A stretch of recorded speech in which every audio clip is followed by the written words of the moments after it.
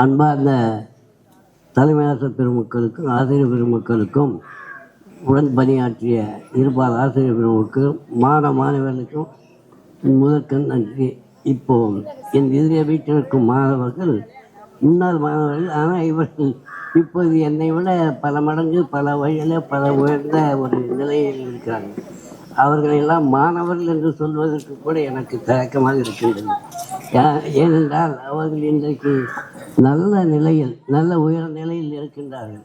அதை பார்க்கும்போது என் மனசு ரொம்ப பூரிப்படி. என் மகன், என்னுடைய தம்பி மகன் கூட இருக்கிறார், நல்லா படித்து நல்ல உயர்நிலை. அதுபோல் பூங்குழலி எனக்கு இப்போ நிறைய பேர் ஆள் தெரிவி இங்கே வந்த பிறகு தான் 36 வருஷம் சர்வீஸு. 1வது படித்தது இதே ஸ்கூல் தான். நான் இந்த ஸ்கூல் தான் 1வது படித்தது. அப்புறம் இங்கே இந்த கல்வி அதை கல்வி எல்லாம். ஆனால் எனக்கு இவங்க எல்லாம் சொன்னாங்க, உங்கள் மாணவனுடைய பழகும்போது ஒழுக்கம் இதுவெல்லாம். எனக்கு அதை விட இந்த பள்ளி கட்டிடங்களை பார்க்கும்போது தான் அர்ப்பண டீச்சர் தெரியும். ஒரு சாட்சி எனக்கு. இங்கே கூரை குடிசை தான் இருக்கும், ஓட்டு வீடு இதுதான் இருக்கும். இதெல்லாம் போயிட்டு நாங்கள் கிராமத்தில் இந்த பக்கம் ஆவடரங்கப்பள்ளி, ஓட்டேரி, இங்கெல்லாம் போயிட்டு என்னுடைய நண்பர் ஒருத்தர் ஆத்ம நண்பர் இருந்தார், ஆசிரியர் நண்பர் சுந்தரம், ஓட்டேரி சுந்தரம்னு. அவர் தான் எங்களை வழிகாட்டிட்டு போய் ஊராக அங்கே வசூல் பண்ணி கொண்டு வந்து அதில் கட்டிடமெல்லாம் கட்டி இப்போ பார்த்தா அதுக்கு அடுத்த அரசாங்கமே இதற்கு பள்ளிக்கூடங்கள் பல கட்டிடங்கள் கட்ட அவங்க வசதி வந்துடுச்சு. அப்பொழுது எனக்கு முதல்ல தலைமை ஆசிரியர் துரசாமி ஐயங்கார்னு இருந்தார். அவர் பாவம் நொண்டி தான் அவருக்கு பணம் ஸ்கூலில் கிடையாது. இப்போ சமுதாயத்தில் இட்டு போய் ஊரில் சீட்டு போடுவாங்க. அதில் ஒரு பள்ளிக்கூடத்துக்கு ஒரு சீட்டு சேர்த்து அதை வசூல் பண்ணி கொண்டு வந்து இந்த கட்டடங்கள்லாம் கொஞ்சம் கொஞ்சமாக கூரை குடிச்சு அவன் ஓட்டு விடுது. அதுக்கப்புறம் கொஞ்சம் கட்டடம் கட்டி இந்த நிலைக்கு இப்போ பார்க்கும்போது பிரம்மாண்டமான ஒரு இது அமைப்பில் இருக்குது. இங்கே இருக்கக்கூடிய உள்ளூர் மக்கள் இவங்கெல்லாம் உள்ளூர் மாணவெல்லாம் சேர்ந்து கூடிய சீக்கிரம் இந்த கல்வியை, மேல்நிலை கல்வியை ஒரு கல்லூரியாக மாற்ற வேண்டும் என்று உங்களை எல்லாரும் நான் விரும்பி வேண்டி கேட்டுக்கொள்கிறேன். அடுத்ததாக நான் இங்கேருந்து 36 வருஷம் சர்வீஸ், கவர்மெண்ட் சர்வீஸு. அதில் இங்கேருந்து ஒரு 3-4 வருஷம் கேர்ள்ஸ் ஹைஸ்கூலுக்கு வேணும்னு சொல்லி நானும் என் நண்பர் கிளாஸ்மேட்டு ஆர் கோவிந்தராஜன் வரலன்னு நினைக்கிறேன், ஆர் கோவிந்தராஜன், அவரும் நானும் ட்ரை பண்ணி கேர்ள்ஸ் ஹைஸ்கூல் வேணாம் அப்படின்னு சொல்லிவிட்டு அப்போ இருந்தாங்க ரேடியோ டிஓவை இது பண்ணிவிட்டு கொண்டு போயிட்டு காமிச்சு அங்கே ஒரு குறவன்குடிச்சி போகிற வழியில், அது ஒட்டநேரி போகிற வழியில் அந்த இடத்த காமிச்சு கேர்ள்ஸ் ஹைஸ்கூலுக்காக நாங்கள் அது ப்ரிப்பரேஷன் போட்டு இது பண்ணி அதை ஆரம்பித்தேன். அதான் ஒரு இது ஆரம்பித்து அங்கே ஒரு 3 ஆண்டுகள் அது. அப்பொழுது நம்ம தலைமை ஆசிரியர் ருத்ராரெட்டி எனக்கு அவருக்கு ஒரு நினைவு ஒன்று வந்துச்சு. நான் சொல்லிட்டேன், கேர்ள்ஸ் ஹைஸ்கூல் வேணும்னு கேட்டோம், சேர்ப்பாங்க கொடுத்தாங்க. தலைமை ஆசிரியர் இங்கே அவர் மேல்நிலைப்பள்ளி இருப்பால் ஆசிரியருக்கு அவர் தலைமை ஆசிரியர், அவர்கிட்ட ஒரு ரிக்வஸ்ட் கேட்டேன். சார், கேர்ள்ஸ் எல்லாம் அங்கே இருக்கிறதுக்கு குறவங்குடிச்சு அது இன்டீரியர் ஏரியா, அங்கே பாதுகாப்பு குறைவாக இருக்குது, நாங்கள் இங்கே இருந்து வரோம், நீங்கள் அங்கே போகணும் சார் அப்படின்னு அவன் கேட்டேன். இது தெரியாது கேட்டதுக்கு, அந்த ஒரு விஷயம்தான் தெரியும். அதெல்லாம் முடியாது, நீங்கள் கேட்டது கேர்ள்ஸ் ஹைஸ்கூல் தான் கேட்டீங்க. கேர்ள்ஸ் ஹைஸ்கூல் 1, 2வது 10th வரைக்கும் கேர்ள்ஸ் ஹைஸ்கூலு. இங்கே லேபு ஃபெசிலிட்டி அதெல்லாம் கிடையாது, அதனால் அதெல்லாம் முடியாது சார், நீங்கள் இதுதான் முடியாது. இல்லை சார், நீங்கள் யோசனை எனக்கு அவ்வளோ நீங்கள் போங்க, நாங்கள் உள்ள அப்படின்னு அவர்கிட்ட கொஞ்சம் 2வது இது பண்ணேன். அப்போ தான் என்னுடைய மாணவர் தேவராஜ் நிறைய பேர் இதில் என்னுடைய மாணவர்கள், ஆசிரியர் பெருமக்களா, தலைமை ஆசிரியர் பெருமக்களா, ஜான் அவங்க அப்பா ஜான் ரொம்ப ஃபேமிலி ஃப்ரெண்ட் இவர் இங்கே வில்லேஜில். ஜான் பார்க்குற மாதிரியே பார்த்தவன் மெட்ரிகல் ராஜேஷ். அப்பொழுது சொல்லிட்டார், நீ அதெல்லாம் ஒன்றும் அதிகமாக பேசிக்காத. அவர் அதெல்லாம் இணங்க மாட்டார், நீங்கள் எடுத்து கேர்ள்ஸ் ஸ்டார்ட் பண்ணிவிடு அப்படின்னு. அப்புறம் தான் கேர்ள்ஸ் ஹைஸ்கூல் அங்கே கொண்டு போய் ஸ்டார்ட் பண்ணிவிட்டு அங்கே அது ஒரு இது டெவலப் பண்ணிட்ட பிறகு அங்கே மரம் செடி கொடியெல்லாம் வச்சு டெவலப் பண்ணி பார்த்தா அதுக்கப்புறம் ஒரு 3 ஆண்டுகளில் நானும் மேல்பாடிலேருந்து ஒரு ஐயர் பில்லும் ஆசிரியர்னு அவர் அவரும் நானும் கூடாது டைப் பண்ணி ரொம்ப அழகாக ஒரு சாந்திநிகேதன் மாதிரி அது நல்ல ஓரளவு டெவலப் பண்ணிட்டோம். அதை கூட முடியுமானா அந்த ஆந்திரா பார்டர் இந்த பொண்ணை ஆந்திரா பார்டரு, அதனால் ஒன்று கேர்ள்ஸ் காலேஜ்னா கேட்கணும் அல்லது பாய்ஸாக கேட்கலான்னு அப்போ இருந்தவங்களும் சொன்னேன். எங்கள் உள்ளூர் மாணவர்கள் இன்னைக்கு பெரிய லெவலில் உயர்ந்துருக்கு தம்பி சொன்னார். பல துறையில் இருக்கிற மாணவர்கள் இருக்கிறாங்க. உங்களெல்லாம் பார்க்கும்போது எனக்கே கொஞ்சம் இருக்குது. நான் இப்போது டிஜிட்டல் இதில் கூட அதிகமாக எனக்கு ஒன்றும் தெரியாது. இந்த டச் ஃபோன் ஒன்று தான் தெரியும் எனக்கு. மற்ற இது எனக்கு எதுவுமே ஒன்றும் தெரியாது. அப்படி இருக்கிற நிலையில் உங்களெல்லாம் பார்க்கும்போது எனக்கு அது ஒரு ஆனந்தமாகவும் இதுவாக இருக்குது. நல்ல நிலையில் இருக்கிறாங்க. நம்ம விட நம் மாணவர்கள் நம் மக்கள் நல்ல ஒரு மேல்நிலையில் இருக்கணும். எங்கள் வீட்லேயே என்னுடைய மகனை எங்கள் வீட்லேயே சொன்னாங்க, ஆசிரியர் துறைக்கு அவனை வாத்திர ஆகிடு அப்படின்னு. இல்லை என்னை விட என் பையன் ஒரு நல்ல நிலையில் இருக்கணும், மேல்நிலை அப்படின்னு சொல்லி திடீர்னு ஏதோ ஒரு இதில் கொண்டு போய் எங்கே என்ட்ரி மைசூரில் கொண்டு போய் சேர்த்துட்டேன். அப்புறம் அங்கேருந்தே வரல, அங்கேருந்தே மைசூரில் மேல் படிச்சுட்டு இப்போ அவர் நல்லா ப்ரொஃபஸர் ஒரு ஸ்வீட்ஸ் அண்ட் டிகிரிங் ஆல் இண்டியா இன்ஸ்டியூட் ஆஃப் சென்டகம் இருக்கிறார். அது மாதிரி நீங்கள் எல்லாரும் கூட என்னுடைய தம்பி மகன் இங்கே தமிழ்ச்செல்வன், அவர் இந்த பேங்க்கில் இன்றைக்கி ஆஃபீஸர் அது மாதிரி நிறைய பிள்ளைங்க சார் எல்லாரையும் சொல்ல முடியலன்னு இங்கே மாணவ பெருமக்கள் எல்லாம் நல்ல என்னுடைய நித்யா, என்னுடைய அக்கா மகன் நித்யானந்தம் இங்கே கம்ப்யூட்டர் ஸ்டூடெண்ட்டாக இருக்கார். அவர் நீண்டாக இங்கே படிப்பு. அது மாதிரி பல மாணவர்கள் பல இதுவெல்லாம் பல துறையிலே என்னை விட நல்ல உயர்வு. அதனால் உங்களெல்லாம் மாணவர்கள் என்று சொல்கிறதுக்கு கூட அவங்க சொல்கிறாங்க டீச்சர்ஸ். எனக்கு கொஞ்சம் இதுவாக இருக்குது. ஏன்னா அந்த நிலையில் நாம் இல்லை. ஆனால் பாராட்டினோம், அதை சந்தோஷப்படுறேன் நான். அதில் உங்கள் எல்லாருக்கும் என்னுடைய மனமார்ந்த வாழ்த்துக்களை கூறிக்கொண்டு நன்றியை சொல்லிக்கொண்டு நான் என் உரையை முடித்துக் கொள்கிறேன். வணக்கம். அனைவருக்கும் காலை வணக்கம். பணியாற்றிய நம்முடைய தலைமை ஆசிரியர் திரு ருத்ரா ரெட்டி அவர்களை சந்தித்தில் மிகவும் மகிழ்ச்சி. இன்றைய தலைமை ஆசிரியர் பாலசுப்ரமணியம் அவர்கள் நமக்கு எல்லா ஒத்துழைப்பையும் வழங்கி கொண்டிருக்கின்றார். அவருக்கும் என்னுடைய சார்பாக நன்றியை தெரிவித்துக் கொள்கின்றேன். இந்த பள்ளியில் என்னோடு பணியாற்றிய அனைத்து ஆசிரியரையும் ஒரு சேர பார்ப்பது மிகவும் மகிழ்ச்சியான ஒரு விஷயம். அந்த வாய்ப்பை நீங்கள் ஏற்படுத்தி கொடுத்ததுக்கு உங்களுக்கும் நன்றியை தெரிவித்துக் கொள்கின்றேன். உங்கள் அனைவரையும் பார்க்கும்போது எனக்கு அடையாளம் தெரியுது, ஆனால் பேருங்க மறந்து போகுது. ஏன்னா ஒவ்வொரு வருஷமும் கிட்டத்தட்ட ஒரு 500-1000 பேர் வர சந்திக்கிறேன். ஸோ அதில் நான் சோளிங்கர் மகளிர் மேல்நிலைப் பள்ளியில் தலைமை ஆசிரியராக இருந்தேன். அங்கே கிட்டத்தட்ட 2000 பேர் ஸ்ட்ரென்த்து, ஒரு வருஷத்துக்கு 2000 பேர் ஸ்ட்ரென்த்து. அங்கே கிட்ட ஒரு 5 வருஷம் ஒர்க் பண்ணாங்க. ஸோ அங்கே 2000 பேருன்னும் போது அதில் இன்னும் மொத்தமே கேர்ள்ஸு, ஃபுல்லாக கேர்ள்ஸ். அது சில நேரத்தில் கன்ஃபியூஷன் ஆகிடும், இங்கே படித்தவங்களா அங்கே படிச்சிங்களான்ற கூட கன்ஃபியூஷன் ஆகிடும் எனக்கு. ஆனால் ஆளுங்களை பார்த்த உடனே கண்டுபிடிப்பேன். இப்போ மாதிரி என்னுடைய அப்பீரன்ஸ் பார்த்தீங்கன்னா அப்போதுலேருந்து அதிக மாற்றம் கிடையாது. என்ன ஐடென்டிஃபை பண்ணி வந்துடுவாங்க, மாணவர் விசாரிப்பாங்க. எனக்கு அடையாளம் தெரியறதில்லை. ஸோ அந்த மாணவர் உங்கள் அனைவரையும் பார்த்ததில் ரொம்ப ரொம்ப மகிழ்ச்சி எனக்கு. நான் பணியாற்றிய காலத்தில் ஒரு ருத்ராட்டி அவர்களோட அதாவது ஒவ்வொரு தலைமையாக சில பண்புல நான் கற்றுன்னு இருந்தேன். அது என்னுடைய பணிக்காலத்தில் நான் அதை பயன்படுத்தினேன். எனக்கு எப்படி நேர்மையாக இருக்கணுன்றத கற்றுக் கொடுத்தவர் ருத்ராரெட்டி சார். அதாவது ஒரு வேலையில் எப்படி இருக்கணும், எப்படிலாம் அவர் அந்த அக்கௌண்ட்ஸ்லாம் என்கிட்ட தான் கொடுப்பாரு. அவர் ஒரே பைசா கூட தொட மாட்டார். அந்த அக்கௌண்ட்ஸ் மொத்தம் மெயின்டைன் பண்ணுற பூரா நான் தான் மெயின்டைன் பண்ணுவேன். அந்த இதெல்லாம் எப்படி அவர் கரெக்டாக செய்வார்ன்றதை நான் அவர் கூட இருந்து பார்த்தேன். நான் ஒரு முறை அவர் பேரில் ஏதோ ஒரு பெட்டிஷன் போட்டிருந்தாங்க. சிஓ என்கொயரி வந்தது. அந்த சிஓ என்கொயரியும் போது அவர் அந்த பணம் ஏதோ கேட்டாங்க. அந்த டிராவில் அப்படியே எடுத்து போட்டார். அந்த இதுவும் எடுத்து போட்ட அக்கௌண்ட்ஸ் எடுத்து போட்டார். அவங்க ஒன்றுமே பேச முடியல அவங்களால. ஸோ அந்த அளவுக்கு வந்து ஒரு நேர்மையான ஒரு அவர்.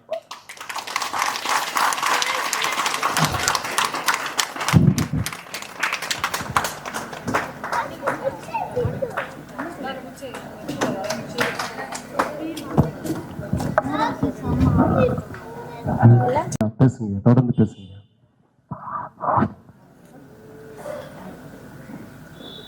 இந்த கண்ணீர் வந்து உங்களை பார்த்ததுலேயும் வந்து எனக்கு மகிழ்ச்சி அது.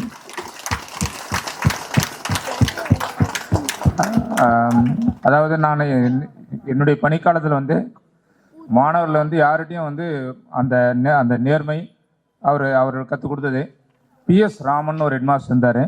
அவர் வந்து மாணவர்கள் எப்படி டீல் பண்ணுன்றதை அவர்கிட்ட இருந்து கற்றுனேன் நான். அவர் வந்து ரொம்ப ஹார்ஷாக நடந்துக்க மாட்டார். சார் வந்து ரொம்ப கோபமாக கொஞ்சம் பண்ணுவார்.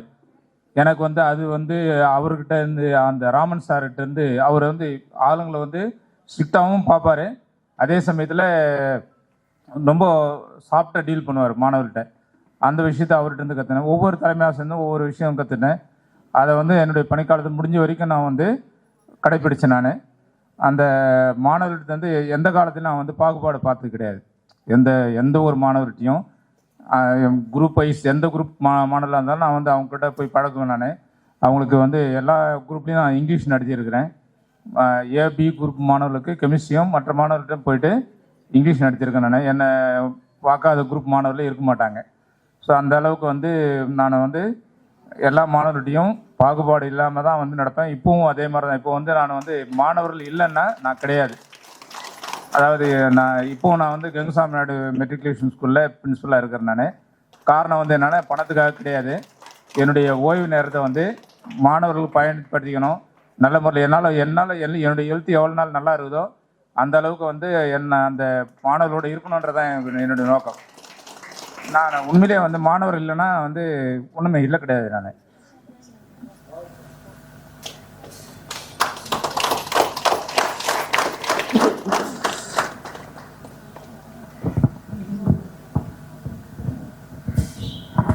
அதனால் மாணவர்கள் வந்து நல்லா இருக்கணும், அவங்க வந்து வாழ்க்கையில் முன்னேறன்ற ஒரே நோக்கத்தோடு தான் நான் வந்து பணியாற்றினேன். நான் நீங்கள் எல்லாம் இந்த மாதிரி ஒரு சிறந்த ஒரு நிலையில் இருக்கிறத பார்க்கும்போது ரொம்ப மகிழ்ச்சியாக இருக்குது எனக்கு. அதாவது சார் சொன்னார், திருநாவுக்கரசர் சார் சொன்னார் வந்து அந்த திருக்குறளில் வந்து சொல்லுவார், தம்மின் தம்மக்கள் அறிவுடைமை மாநிலத்து மண்ணுயிர்க்கெல்லாம் இனிதுன்னு சொல்லுவாங்க. நம்முடைய மக்கள் நம்மக்கிட்ட படித்தவங்க பிள்ளைகள் எல்லாரும் பொருந்தாது. அவங்க வந்து சிறப்பாக இருக்கிறது வந்து இந்த உலகத்துக்கே வந்து சிறப்பானதாக வந்து சொல்கிறாங்க. கண்டிப்பாக வந்து அடுத்த ஜெனரேஷன் வந்து நம்மளோட சிறப்பாக தான் இருக்கணுன்றதான் வந்து வள்ளுவர் வந்து குறிப்பிட்றாரு. நீங்கள் எவ்வளோ டெக்னாலஜியெல்லாம் வளர்ந்துருக்கிறீங்க, ஒவ்வொருத்தரும் பெரிய பெரிய துறையில் வந்து வேலை செய்கிறீங்க. அப்படி நல்ல முறையில் இருக்கிறத பார்த்து மகிழர் ஒரே ஆளுன்னா உங்கள் பேரண்ட்ஸுக்கு அடுத்தது வந்து ஆசிரியர் தான். ஸோ அதனால் வந்து நீங்கள் இன்னும் சிறப்பாக வந்து உங்கள் சேவை வேலை செய்கிற இடத்துல நல்ல சிறப்பாக பணியாற்றுங்க, நேர்மையாக பணியாற்றுங்க. நல்ல முறையில் இன்னும் பல வளங்களை பெற்று நல்ல மக்கள் செல்வங்கள் அவங்களும் நல்ல வகையில் வந்து முன்னேறி சிறந்த வாழ்க்கை வாழுமாறு உங்கள் அனைவரையும் வாழ்த்து என்னுடைய விடைபெறுகின்றேன். நன்றி, வணக்கம். நன்றி ஐயா, நன்றி ஐயா. ஐயா அவர்களை பேசும்படி அன்போடு அழைக்கின்றோம். இன்றும் கணித மேதை. நன்றி ஐயா. அனைவருக்கும் வணக்கம். எனக்கு பழைய பாடல் ஒன்று ஞாபகம் வருது. ஆண்டுக்கு ஆண்டு தேதிக்கு தேதி 1000 இருக்குது சுபதினம், அடுத்தவர் நலத்தை நினைப்பவர் தமக்கு ஆயுள் முழுவதும் சுபதினம். அதில் இன்னும் சில வார்த்தைகள்லாம் வரும். லாட்டரி சீட்டில் லட்சம் இருந்தால் கிடைத்தவர்க்கு அது சுபதினம், பழைய பாடல் ஒன்று. அதுபோல் எங்களை இங்கே நீங்கள் அழைத்து எங்களை மகிழ்விப்பது எங்களுக்கு மிகவும் மகிழ்ச்சியாக இருக்கிறது. இரண்டாவது, கோடீஸ்வரர் ராக்பல்லருடைய வாழ்க்கையில் நடந்த 2 நிகழ்ச்சிகளை உங்களுக்கு சொல்ல ஆசைப்படுறேன். ஏன்னா வந்து விமானம் பறந்து கொண்டே இருக்கிறது. அப்போது அவர் கேட்கிறார், நீங்கள் இவ்வளோ கோடிக்கணக்கில் சம்பாதித்து விட்டீர்களே, ஏன் நீங்கள் ஓய்வு எடுக்கக்கூடாது? இப்போ இந்த விமானம் எத்தனை அடி உயரத்தில் பறந்துன்னு இருக்குது. இப்போ இந்த விமானம் ஓய்வு எடுத்தால் என்ன ஆகும்? அவ்வளோதான். அதனால் ஓய்வு என்பது நம்ம உடலில் சக்தி இருக்கவரை நீங்கள் உழைத்து கொண்டே இருக்க வேண்டும். அதில் எந்த மாற்றமும் இல்லை. நம்ம உடல் ஒத்துழைக்காத போது நம்ம ஓய்வு எடுக்கணுமே தவிர, ஓய்வு என்பதே செயலை மாற்றி செய்வது. ஓய்வு என்பது சும்மா உட்காந்துன்னு படுத்துன்னு இருப்பதில்லை, வேலையை மாற்றி செய்வது தான் ஓய்வு என்பார்கள். அதோட இன்னொன்று என்ன சொல்கிறாங்கன்னா, அவரிடம் அந்த அமெரிக்க கோடீஸ்வரர் ராக்பெல்லரிடம் கேட்கும்போது, இத்தனை கோடிகள் சம்பாதித்தீர்களே, அவருக்கு உடல் மன அழுத்தம் அதிகமாகிடுது. அது கேட்கும்போது டாக்டர் சொல்கிறார், உங்களிடம் இருக்கின்ற செல்வத்தை நீங்கள் மற்றவரிடம் பகிர்ந்து கொண்டால்தான் உங்களுடைய உடல்நிலை சீராகும் என்றார். அப்படிதான் அவர் ராக்பெல்லர் அறக்கட்டளை ஆரம்பித்து உலகெங்கும் உதவி செய்கிறார். அப்போது அவருக்கு அந்த அழுத்தமும் குறைகிறது. நமது அற்புதம்மையார் சொன்னது போல இந்த பசி பற்றி சொல்லும்போது வள்ளலார் பாட்டு தான் ஞாபகம் வருது. வாடிய பெயரை கண்ட போதெல்லாம் வாடினேன், வீடுதோர் இறந்தும் பசியராத அயர்ந்த வெற்றரை கண்டோளம் பதைத்தேன், நீடிய பிணியால் வருந்துகின்றோர் என் நேருற கண்டோளம் துடித்தேன், ஈடின் மாணிகளாய் ஏழைகளாய் நெஞ்சிழைத்த தம்மை கண்டே இழைத்தேன்றார். அந்த மாதிரி அடுத்தவர் மேலே நம்ம கொஞ்சம் அக்கறை இருக்கணும். நம்ம அதுக்காக எல்லாத்தையும் கொடுக்கணும்னு சொல்லவில்லை. நம்முடைய வருமானத்தில் ஒரு குறிப்பிட்ட சதவீதம் ஏழைகளுக்கு உதவி செய்ய வேண்டும் என்று கேட்டுக்கொள்கிறேன். ரெண்டாவது, இங்கே நிறைய பேருக்கு நன்றி சொல்லணும்னு தான் நினச்சேன் முதல்ல. ஏனென்றால் நான் எம்எஸ்சி படிக்கும்போது நிறைய பாடத்தில் ஃபெயில் ஆகிட்டோம். அப்போது என்னுடைய அந்த தவறை சரி செய்ய என்னுடைய தந்தை மைசூருக்கு என்னிடம் கையெழுத்து பெற்றுக்கொண்டு வந்தார். வேறு யாரும் செய்ய மாட்டாங்க. நானே என்னுடைய மகன் தவறு செய்திருந்தா கூட அவனை திட்டியிருப்பேன். ஒரே ஒரு வார்த்தை கூட சொல்லலை. அப்பாவும் ஆரம்ப பள்ளிக்கூட ஆசிரியர் தான். அதெல்லாம் இப்போ நினச்சி பார்க்குறோம். இரண்டாவது நான் நன்றி சொல்ல வேண்டியது குப்புசாமி என்ற ஆசிரியர். நாங்கள் 10வது படித்து கொண்டிருக்கிறேன். அப்போது நானும் மகாலிங்கம் என்பவரும் என்ன பண்ணோம், கிணத்துல குதித்தோம். ஒருத்தர் பிடிச்சின்னு உள்ளவே போயின்னு இருக்கிறோம், மேலே வரல. அவர் பயந்துட்டு என்னாச்சு, நாங்கள் போய் தரையை தொட்டுட்டோம். ஒருத்தர் கை பிடிச்சின்னு உள்ளே போகிறோமே தவிர மேலே வரத்துக்கு எந்த ஒரு முயற்சியும் எடுக்கலை. அவர் அன்று காப்பாற்றி இருக்காவிட்டால் உங்கள் முன்னே பேசியிருக்க முடியாதுன்னு நினைக்கிறேன். இன்னும் 2 பேரும் அப்படி போயிட்டோம். தப்பிச்சு கூட வந்திருக்கலாம். ஆனால் அவர் அந்த குப்புசாமி என்ற ஆசிரியர் தான் காப்பாற்றினார். அதே போல் நம்ம விவசாயத்தை சொன்னது போல் நிறைய நம்முடைய நாட்டில் தோன்றிய மகான்கள் பெரியவர்கள்லாம் நமக்கு எப்படி வாழ வேண்டும், எப்படி வாழக்கூடாது என்றெல்லாம் சொல்லியிருக்கிறார்கள். நாம் அதையெல்லாம் மனதில் கொண்டு வாழ வேண்டும் என்று உங்களை கேட்டுக்கொள்கிறேன். அதுக்கடுத்து நீங்கள் 16 பேர்கள் என்று சொல்வார்கள். புகழ், கல்வி, வலிமை, வெற்றி, நன்மக்கள், பொன், நெல், நல்லூழ், நுகர்ச்சி, அறிவு, அழகு, பெருமை, இளமை, துணிவு, நோயின்மை, வாழ்நாள் ஆகிய 16 பேர்களையும் பெற்று நீங்கள் அனைவரும் சிறப்பாக வாழ வேண்டும் என்று கேட்டுக்கொள்கிறேன். நன்றி, வணக்கம். நன்றி ஐயா, நன்றி ஐயா. தொடர்ந்து நம்முடைய ஆசிரியர் உதயகுமார் ஐயா அவர்களை பேசும்படி வாழ்த்தும்படி அன்போடு அழைக்கின்றோம். மதிப்பிற்கும் மரியாதைக்கும் உரிய அனைத்து தலைமை ஆசிரியர்களுக்கும் உடன் ஆசிரியர்களுக்கும் முதலாவது என்னுடைய பணிவான வணக்கத்தை நான் தெரிவித்துக் கொள்கிறேன். அமர்ந்திருக்கிற அருமையான மாணவி கண்மணிகளுக்கு நான் வாழ்த்துக்களையும் வணக்கத்தையும் தெரிவித்துக் கொள்கிறேன். பார்க்கும்போது ஸ்டாஃப் ரூமில் உட்காந்துருக்கிற மாதிரி இருக்குது. ஆனால் முன்னால் பார்க்கும்போது தான் ஏதோ ஒரு இடத்துல உட்காந்துக்கிற மாதிரி ஒரு எண்ணம் வருது. ஆனால் இந்த ஒரு நிகழ்ச்சி எப்படி இது நடத்தணும்னு சொல்லிட்டு யாருக்கு இந்த எண்ணம் வந்ததுன்னு தெரியல. உண்மையிலேயே வருஷத்துக்கு ஒரு முறை இந்த நிகழ்ச்சி நடத்தினா இன்னும் கொஞ்சம் சந்தோஷமா. ஏன் என்று சொன்னால் ஒரு சில ஆசிரியர்கள் நம் மத்தியில் இல்லை, சில பேரெல்லாம் இழந்து போயிருக்கிறோம். அதனால் ஒவ்வொரு வருஷமும் இந்த மாதிரி ஒரு நல்ல ப்ரோக்ராம் இருந்தால் எல்லாருக்குமே ஒரு ரிலாக்ஸாக இருக்கும். ஒரே ஒன்று மட்டும் நான் உங்களுக்கு சொல்ல ஆசைப்படுறேன். வாழ்க்கையில் ஒவ்வொருவரும் முன்னேற்றத்துக்கு காரணமே ஆசிரியர்கள் தான். நான் இந்த பள்ளியில் சயின்ஸ் ஆசிரியராக ஒரு 2-3 ஆண்டுகள் வேலை செய்தது உண்டு. இது முடிச்சுட்டு எனக்கு கிங்ஸ்டன் கல்லூரியில் எனக்கு பிரின்ஸிபலாக எனக்கு போஸ்ட் கிடச்சிது. தலைமை ஆசிரியராக ரிட்டையர்டு ஆகிட்டு தணிகை போலூர் என்ற பகுதியில் தலைமை ஆசிரியராக இருந்தேன் ஒரு 5 வருஷம். அதை முடிச்சுட்டு கிங்ஸ்டன் கல்லூரியில் எனக்கு பிஎட்டுக்கு பிரின்ஸிபலாக என்னை அப்பாயின்மெண்ட் பண்ணாங்க. இது எதனால் இது கிடைச்சதுன்னு சொன்னால், நான் இந்த பொன்னையில் இருக்கிறப்போ மாணவர்களிடையே எந்த அளவுக்கு கஷ்டப்பட்டு அந்த பிள்ளைங்களுக்கு அந்த அறிவியலை சொல்லி கொடுத்து ஆங்கிலத்தை சொல்லி கொடுத்து எவ்வளோ ஷார்ப்பாக ஒரு மாணவன் எனக்கு இன்னும் கூட மறக்க முடியாது. கிருபாகரன் சொல்லிட்டு ஒரு மாணவன், அவன் ரொம்ப அழகாக படிப்பான், ஃபஸ்ட் ரேங்க் எடுப்பான், சயின்ஸ்ல எல்லாம் சென்டம் எடுப்பான். அடுத்த பேட்சுங்களா? அந்த மாணவன் வருவான், நான் பார்க்கணும்னு சொல்லிட்டு ஆசைப்பட்டேன். 2001 பேட்சுங்களா? இருக்கலாம். ஆனால் அந்த மாணவனுடைய வாழ்க்கையில் ரொம்ப முன்னேற்றம் இருக்குன்னு சொல்லிட்டு அப்பே விளையும் பயிர் முளையிலே தெரியும்னு சொல்லிட்டு சொன்ன அந்த வார்த்தையின்படி அப்படி அழகாக படித்தாங்க. உண்மையிலே மாணவர்கள் அந்த வாய்ப்பை எங்களுக்கு கொடுத்துருக்குறாங்க தான் நான் சொல்ல முடியும். எந்த பொண்ணை மட்டும்தான் நான் சொல்ல முடியும். மற்ற இங்கேருந்து நான் திருவள்ளம் கேர்ள்ஸில் இருந்தேன், அம்மூர் பாய்ஸில் இருந்தேன், வாலாஜா பாய்ஸில் இருந்தேன், லத்தேரி பாய்ஸில் இருந்தேன். ருத்ராரெட்டி ஹெட் மாஸ்டர் இருக்காரு, ரொம்ப ஸ்ட்ரிக்டான ஹெட் மாஸ்டர். எந்த ஹெட் மாஸ்டருமே நான் இந்த மாதிரி ஒரு ஹெட் மாஸ்டர் போல் நான் பார்க்கவே இல்லை. இவர்கிட்ட தான் நம்ம செத்து போஷன் சொன்னாக்கா அவருடைய மனைவி கிட்ட போயிட்டு அங்கே மாட்டிக்கினேன். நான் லத்தேரியில் போய் சாருடைய மனைவி கிட்ட மாட்டிக்கினேன். அங்கே போய் மாட்டிக்கினப்ப இவரை பார்க்குற மாதிரி இருக்குது. அவங்கள பார்க்கும்போது அவங்க ரொம்ப கைண்ட்ஸு. இவரை எவ்வளோ ஷார்ப்பாக இதுவாக இருக்கிறாரோ அவ்வளவுக்கு அவ்வளோ ரொம்ப தங்கம் போல் அன்பான ஒரு எச்எம் அவங்க. உண்மையிலே இவங்க 2 பேர்கிட்ட நாங்கள் வேலை செய்தது தான் எங்களுடைய வாழ்க்கையில் நாங்கள் கற்றுக்கின ஒரு விஷாமுத் சார் சொன்னார், இவரும் சொன்னார், ஐயா சொன்னார். அவர் ஹெட்மாஸ்டர் போல் நம்ம அப்படிப்பட்ட இவங்ககிட்ட பணி செய்து நல்ல பழக்க வழக்கங்களை ஸ்ட்ரிக்டான முறைகளை கற்றுக்கலன்னு சொன்னால் நாம் வாழ்க்கையில் மேலே வந்திருக்க முடியாது. உங்களுக்கு நான் சொல்கிறது என்னன்னு சொன்னால், இங்கே இருக்கிற அத்தனை ஆசிரியர்களும் மேடம் இருக்கிறாங்க பாருங்க பின்னால், பிடி மேடம், அவர் சாரு 2 பேருமே ரொம்ப ஷார்ப்பாக எல்லாத்துலேயுமே இருப்பாங்க.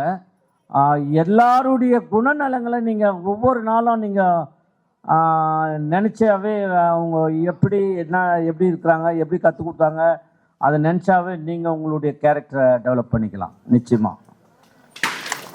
வாய்ப்புக்கு நன்றி.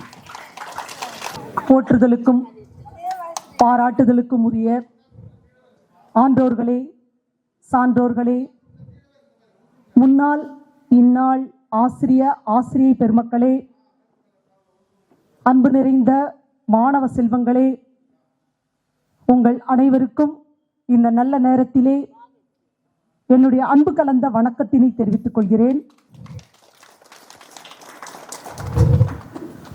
முதல்ல இந்த மாதிரியான ஒரு நிகழ்ச்சியை ஏற்பாடு செய்து இவர்களை எல்லாம் கூட்டுவித்து கௌரவப்படுத்த வேண்டும் என்ற எண்ணம் யார் உள்ளத்திலே உதித்ததோ அவர்களை நான் மிகவும் பெருமையாக கருதுகிறேன். ஒரு எண்ணம் தான் சொல்லாக செயலாக மாறுகிறது.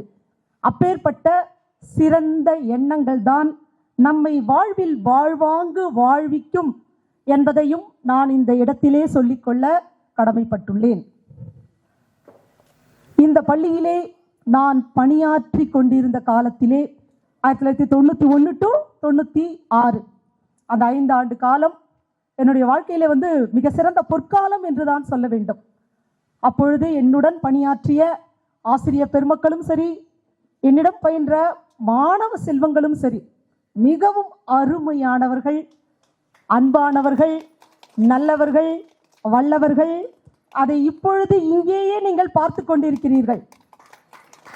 அவர்களுக்கு மீண்டும் மீண்டும் என்னுடைய நன்றி கலந்த வணக்கத்தினை தெரிவித்துக் கொள்கிறேன். இப்போ நாம நல்லா படிக்கிறோம், நல்ல ஒரு வேலைக்கு போறோம், சம்பாதிக்கிறோம், பொருள் செல்வத்தை நாம் ஈட்டிக்கொள்கிறோம், இதெல்லாம் சரி.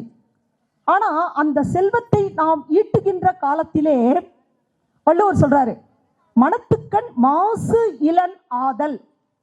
நீ அன்னதானம் பண்ணலாம், வஸ்திரதானம் பண்ணலாம், எதை வேணாலும் பண்ணலாம். ஆனா எல்லா தானங்களையும் நீ செய்வதை காட்டிலும் உன்னுடைய மனது அளவிலே நீ மாசு இளன் ஆதல் அப்படின்னா என்னது? மாசு என்றால் குற்றம், இளன் அப்படின்னா குற்றம் இல்லாதவன். அப்ப நீ நல்ல எண்ணத்தோடு வாழ்ந்தாய் என்று சொன்னால், என்னுடைய மாணவர்கள்லாம் மிகவும் சிறந்தவர்கள், வல்லவர்கள், நல்லவர்கள். அவர்கள் நல்ல எண்ணத்தோடு இங்கே எங்களை எல்லாம் அழைத்து பெருமை செய்து கொண்டிருக்கிறார்கள். மீண்டும் அவர்களுக்கு என்னுடைய நன்றி அறிதலை தெரிவித்துக் கொள்கிறேன். ஒரே ஒரு விஷயம் மட்டும்தான், என்ன அப்படின்னு கேட்டீங்கன்னா, இந்த உலகத்துல நம்ம எல்லாம் பிறந்துட்டோம். பஞ்சபூதங்கள் நிறைந்ததுதான் இந்த உலகம். பஞ்சபூதங்களால் ஆக்கப்பட்டதுதான் இந்த உடல்.